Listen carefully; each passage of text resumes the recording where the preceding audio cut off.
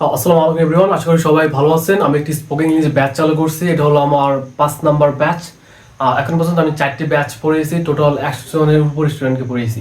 So আজকে এই course যারা পড়তে চান অবশ্যই আমাকে জানাবেন। কোর্স ফি হলো 1500 টাকা, ডিউরেশন 3 মাস, সপ্তাহে 3 দিন ক্লাস হবে। ওকে, আজকে আমি আপনাদেরকে শেখাবো কিভাবে ক্যান অর্থাৎ মডেল ভার্ব বা একটা মানে কিভাবে 4টি ওয়ে সেন্টেন্স মেক করতে হয়। এই 4টি ওয়ে যদি আপনি জানেন তাহলে আপনি নিজেদের সুন্দরভাবে কনফিডেন্টলি কথা বলতে পারবেন। আর যদি না জানেন তাহলে আপনি কি আটকে যাবেন আপনার কনভারসেশনে। এখন দেখেন, ক্যান দিয়ে, হ্যাঁ, ক্যান মানে পানি উঠতে ব্যবহৃত হয়। আমি যদি আপনাকে বলি যে আমি সাঁতার কাটতে পারি, আই ক্যান সুইম, আপনি বলতে পারেন। এখন যদি আপনাকে আমি বলি আমি সাঁতার কাটতে পারি না, হয়তো আপনি বলতে পারবেন যে আই কান্ট সুইম। এখন যদি বলি যে আমি কি তোমাকে সাহায্য করতে পারি, হয়তো আটকে যাবেন। এখন যদি আমি আপনাকে বলি আমি কি সেখানে যেতে পারি না, আমি কি কাজটা করতে পারি না, আমি কি খেতে পারি না, আপনি বলতে পারেন না। সো পুরো ভিডিওটা দেখেন, এখানে সব ক্লিয়ার হয়ে যাবে। এখন এখানে দেখেন ক্যান মানে কি সক্ষমতা বোঝাতে পারি অর্থে ব্যবহৃত হয়, এটা বুঝতে হবে, কিন্তু অ্যাবিলিটি অর্থে ব্যবহৃত হয়। এখন দেখেন যে আই ক্যান সুইম, আমি সাঁতার কাটতে পারি। এখন সাপোজ আপনি পারেন না, তাহলে আপনি বলবেন কি আই কান্ট সুইম, আমি সাঁতার কাটতে পারি না। আর এই ক্যান নট যদি ভাবে দেন তাহলে আপনাকে দুটো একসাথে দিতে হবে। অনেকে ক্যান দেয় তারপরে নট দেয়, দুটো একসাথে হবে কিন্তু। ওকে, তারপর দেখেন এখন কোশ্চেন করতে হবে। কোশ্চেন করতে হলে আপনাকে কি করতে হবে? কোশ্চেন করা মানে কি ইন্টারগেটিভ। ওকে, এখন এখানে দেখেন, এই দেখেন can I swim in your pond, মানে কারো কাছ থেকে পারমিশন নিচ্ছেন, আমি কি আপনার পুকুরে সাঁতার কাটতে পারি। এলাকায় সাধারণত দেখা যায় মুরব্বীরা মনে করে সাঁতার কাটলে মাছ মরে যাবে। এখন মনে করেন যে আপনি পারমিশন নিচ্ছেন এক মুরব্বীর কাছ থেকে, যে আপনি বলতেছেন can I swim in your pond, আমি কি আপনার পুকুরে সাঁতার কাটতে পারি, মানে কোশ্চেন করতেছেন আমি কি আপনাকে সাহায্য করতে পারি। এখানে দেবেন কি ক্যান আই হেল্প ইউ, এই সুইমের জায়গায় আপনাকে দেবেন কি হেল্প। আমি কি আপনার সাথে কথা বলতে পারি, can I talk to you, এটা কিন্তু ইনফর্মাল অর্থে ব্যবহৃত হয়। ওকে, তো বলবেন যে would I talk to you যদি অপরিচিত হয়। এখন দেখেন আপনি যদি বলেন যে আমি কি সেখানে যেতে পারি, can I go there. So এভাবে সেন্টেন্স মেক করবেন, মানে সুইমের জায়গায় আপনি কি বিভিন্ন ভার্ব ইউজ করবেন, অর্থাৎ কি ইন্টারগেটিভ করবেন, মানে কোশ্চেন মার্ক করবেন। ক্যানটা আগে দিবেন, সাবজেক্টটা পরে দিবেন, তারপরে ভার্ব দিবেন, তারপরে একটা লাস্ট কোশ্চেন মার্ক। ওকে, এখন দেখেন এখন আপনার রাগ উঠে গেল।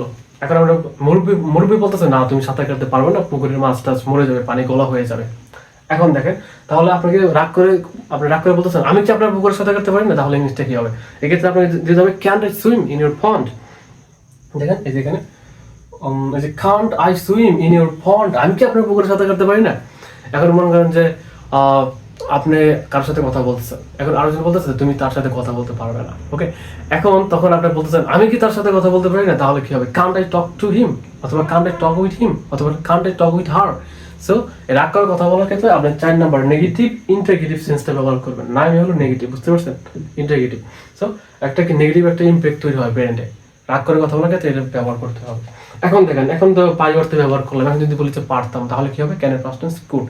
এখন এখানে দেখেন যদিও কুডটা আরো অনেক অর্থে ব্যবহৃত হয়, কিন্তু এখানে একটা নিয়ম, জেনারেল নিয়মটা কি পারতাম অর্থে ব্যবহৃত হয়, এছাড়া আরো অনেক অর্থে ব্যবহৃত হয়। এখন যদি আপনি বলেন যে আমি আমি কি আপনার সাথে কথা বলতে পারি, ফর্মাল ইংলিশে যদি বলেন তাহলে আপনি বলবেন যে could I talk to you, অথবা would I talk to you, may I talk to you, এভাবে ব্যবহৃত হয়। এগুলো সব কোর্সে আপনাদেরকে শেখানো হবে। যারা কোর্সে পড়তে পারেন ইনশাআল্লাহ আমি আপনাদেরকে ইংলিশ শিখিয়েই ছাড়বো, যদি আপনাদের ডেডিকেশন থাকে, কারণ আমার ডেডিকেশন আছে শেখানোর। এখন এখানে দেখেন অ্যাফার্মেটিভ, যে আই কুড কুক, আমি রান্না করতে পারতাম। মনে করেন যে আপনাকে কেউ রান্নার দায়িত্ব দিয়েছিল, আপনি রান্না করেন নাই, হ্যাঁ, পরের দিন বলতেছেন, মানে পাস্ট অতীত হয়ে গেছে, এখন পরে বলতেছেন যে আমি রান্না করতে পারতাম কিন্তু আমি রান্না করি নাই, তাহলে কি হবে? I could cook but I didn't. Okay, তারপরে দেখেন নেগেটিভ, মনে করেন আপনি রান্না করতে পারতেন না, আপনি রান্নার কি কি দিতে হয় জানেন না, এখন কি হবে? আই কুড নট কুক, আমি রান্না করতে পারতাম না। ওকে, এখন দেখেন আপনি কোশ্চেন করতেছেন, এ বন্ধু আমি কি রান্না করতে পারতাম। এই যে আপনি যে বলেন বন্ধু আমি কি রান্না করতে পারতাম, ইংলিশ কি? Could I cook, friend could I cook, আমি কি রান্না করতে পারতাম, জাস্ট এখানে একটা ফ্রেন্ড দিয়ে দেবেন। সো কুড আই কুক, আমি কি রান্না করতে পারতাম, মানে কোশ্চেন করলেন বন্ধুকে। সো মানে অতীতের একটা ব্যাপার নিয়ে, মানে রান্নার ব্যাপারটা নিয়ে। এখন দেখেন তখন আপনার বন্ধু বলতেছে আরে বেটা, অথবা আপনার মেয়ে হলে আপনাকে বলতেছে ওকে যে না তুই রান্না করতে পারতি না, হ্যাঁ তুই তো রান্না পারস না, কিন্তু আসলে আপনি রান্না পারেন। তখন আপনি রাগ করে বলতেছেন যে আমি কি রান্না করতে পারতাম না, তুমি কোন ধরনের কথা বলতেছো, why are you talking like this, couldn't I cook, আমি কি রান্না করতে পারতাম না, মানে এরকম রাগ করে কথা বলার ক্ষেত্রে আপনি নেগেটিভ সেন্সটা আপনাকে ইউজ করতে হবে। couldn't I cook। এখন মনে করেন যে কোনো জায়গায় যাওয়ার কথা ছিল, আপনি যান নাই, এখন আপনার বন্ধু বলতেছে তুমি তো সেখানে যেতে পারবো না, তোমার তো অ্যাবিলিটি নাই, তখন আপনার বলতেছে couldn't I go there, আমি কি সেখানে যেতে পারতাম না, হোয়াট আর সেইং ম্যান, কি বলতেছো।